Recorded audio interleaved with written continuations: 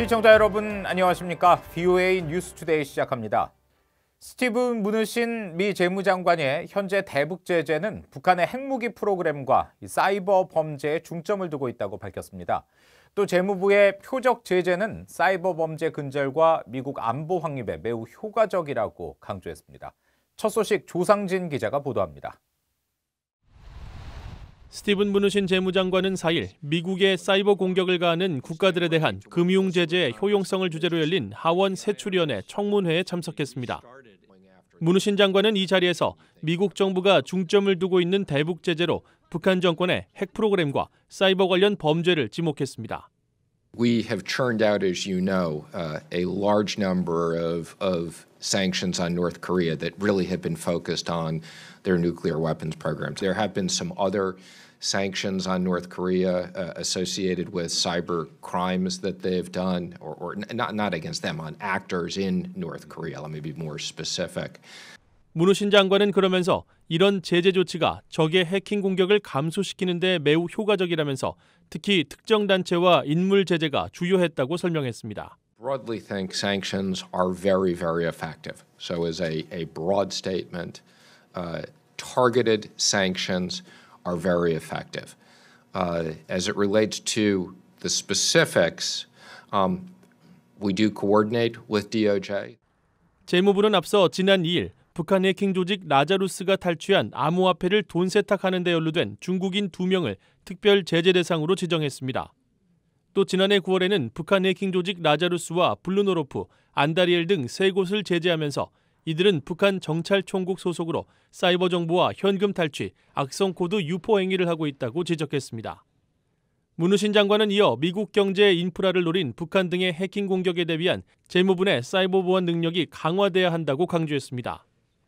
특히 과거 재무부에서 국토안보부로 넘어간 비밀 수사국의 재이전이 필요하다고 밝혔습니다.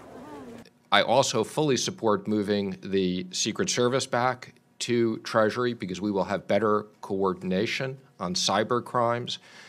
이날 청문회에서 의원들은 미국의 제재가 실제 사이버 공격 감소에 미친 효과에 대한 정보 부족에 아쉬움을 나타냈습니다. 의원들은 그러면서 대북 제재의 실효성을 파악하고 반영할 수 있는 재무부 차원의 정책 변화 필요성을 강조했습니다. VOA 뉴스 조상진입니다. 북한의 대량 살상 무기 WMD 불법 자금 조달의 핵심 거점은 중국이라는 지적이 나왔습니다. 토구잔 카사노바 올바니 뉴욕 주립대 정책연구센터 선임연구원은 4일 하원 금융위 국가안보 국제개발 통화정책소위원회 청문회에서 북한의 WMD 프로그램 자금 조달을 위한 제재 회피와 국제금융 시스템에 대한 불법 접근은 중국에 있는 중개인과 유령 회사 등을 통해 이루어진다고 지적했습니다. 캄보디아 당국이 유엔 대북 제재를 위반한 혐의로 카메룬 선박을 억류한 데 이어 해당 선박의 선원 16명을 정식 기소했습니다. 캄보디아 시아눅빌 지방법원은 5일 카메룬 선적 화물선 커리지어스호의 선원 16명을 해상 밀수 등을 금지한 캄보디아 이민법 위반 혐의로 재판에 넘겼다고 현지 언론들이 보도했습니다. 또 법원은 해당 선원들을 구류하지 않고 선박에 머물게 하는 대신 캄보디아 수역을 떠나지 못하게 한 것으로 전해졌습니다. 캄보디아 해양경찰은 지난 1일 커리지어스호를 유엔 안보리 대북결의 위반인 선박 간 환적을 통해 북한과 유류 등 금지 품목을 거래한 혐의로 억류해 조사 중이라고 밝혔습니다. 미국은 북한과 실무 협상에 임할 준비가 돼 있다고 크리스토퍼 포드 미 국무부 차관보가 밝혔습니다. 북한의 최근 미사일 발사와 관련해서는 북한의 움직임을 면밀히 지켜보고 있다고 말했습니다. 김영교 기자가 전해드립니다. 크리스토퍼 포드 국무부 국제안보 비확산 담당 차관보는 5일 핵 확산 금지 조약 NPT 발효 50주년을 맞아 뉴욕에서 화상으로 연결한 기자 간담회에서 북한 문제에 대한 미국의 입장을 재확인했습니다. 미국은 여전히 북한과 실무 협상을 시작할 준비가 돼 있다면서 북한 김정은 위원장이 싱가포르 정상회담에서 도널드 트럼프 대통령과 한 약속을 이행해야 한다고 촉구했습니다. In which they will, one hopes, implement the commitments made in Singapore and allow us to move forward towards the kind of negotiated solution that our senior officials from President Trump all down have been calling for some time. 포드 차관보는 이어 지난해 10월 스웨덴 스톡홀름에서 열린 미북 실무 협상이 성과 없이 결렬된 뒤 미북 공식 대화가 이루어지지 않은 것과 관련해서도 최대한 빨리 북한 측의 회답을 듣고 전진해 나아가길 기대한다고 강조했습니다. But I can assure you that from an interagency and a departmental perspective, we are ready and prepared for trying to make those commitments in Singapore into a reality on the ground as soon as possible. 북한이 지난 2일 감행한 미사일 발사와 관련해선 미국 정부가 이런 상황을 유심히 지켜보고 있다고 말했습니다. Reports of launches from North Korea and following the matter closely, but I would have to defer you to the spokesmen who have already addressed this issue from Washington on that. 미국 국무부는 지난 3일 북한의 도발을 자제하고 비핵화 협상에 복귀할 것을 요구했습니다. 그러면서 북한이 도발을 자제하고 유엔 안보리 결의에 따른 의무를 준수하라고 촉구했습니다. 또 완전한 비핵화 달성을 위한 그들의 역할을 하기 위해 지속적이고 실질적인 협상으로 돌아오길 계속 촉구한다고 밝혔습니다. VOA 뉴스 김현경입니다. 독일과 영국, 프랑스 등 유럽 5개국의 유엔 뉴욕 본부에서 열린 안보리 회의에서 최근 북한의 발사체 시험 발사에 대해 규탄했습니다.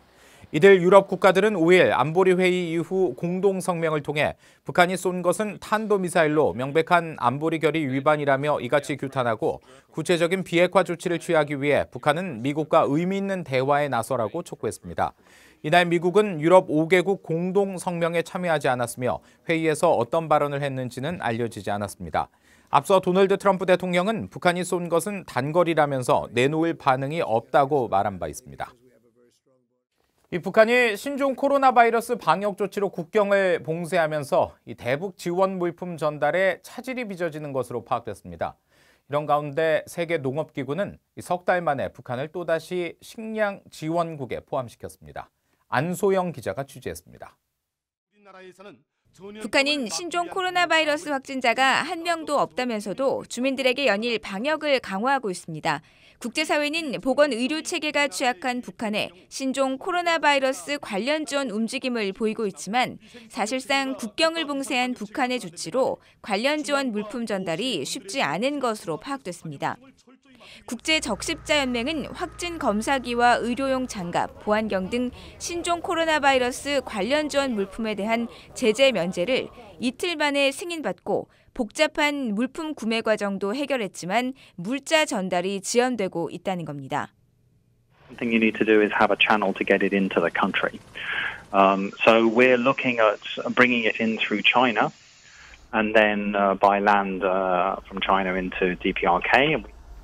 최근 대북 제재 면제를 받은 인도주의 지원단체들도 같은 문제를 지적했습니다. 북한에서 결핵치료 사업을 벌이는 한 지원단체는 북한의 국경 폐쇄로 지원 물품 조달 등 활동이 어려워질 것이라고 밝혔습니다. 앞서 한국 국정원은 북한의 7,000명에서 8,000명을 자체 격리시킨 것으로 파악했습니다.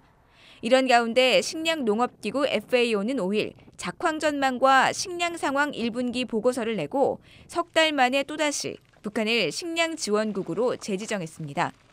그러면서 전체 북한 주민의 40%인 약 1,000만 명에 대한 식량 지원이 시급하다면서 올해 식량 부족을 메우기 위한 식량 수입량을 158만 5천 톤으로 예상했습니다.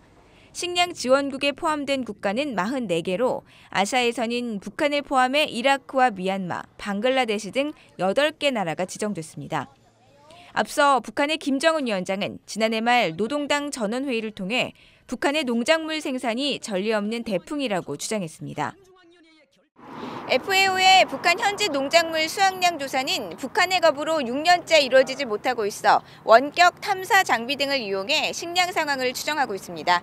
VOA 뉴스 안소영입니다. 신종 코로나 바이러스 감염증이 확산하는 가운데 일본이 한국과 중국에서 오는 입국자들에 대해 특정 장소 격리와 무비자 입국 중단 등 입국 규제를 강화하기로 했습니다. 아베 신조 일본 총리는 5일 코로나 대책본부 회의에서 오는 9일부터 이달 말까지 중국과 한국에서 오는 입국자들에 대해 검역 소장이 지정한 장소에서 2주간 대기하고 국내 대중교통을 이용하지 말 것을 요청하기로 했다고 한국 언론 등이 보도했습니다.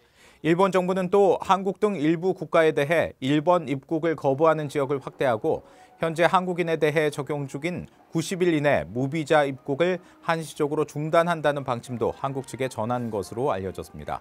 한국 외교부에 따르면 3월 6일 기준으로 한국발 외국인들에 대해 입국 금지 조치를 취한 나라와 지역은 43곳, 격리 조치 12곳, 검역 강화 등은 45곳으로 나타났습니다. 이상으로 VOA 뉴스투데이 마칩니다. 함께해 주신 여러분 고맙습니다.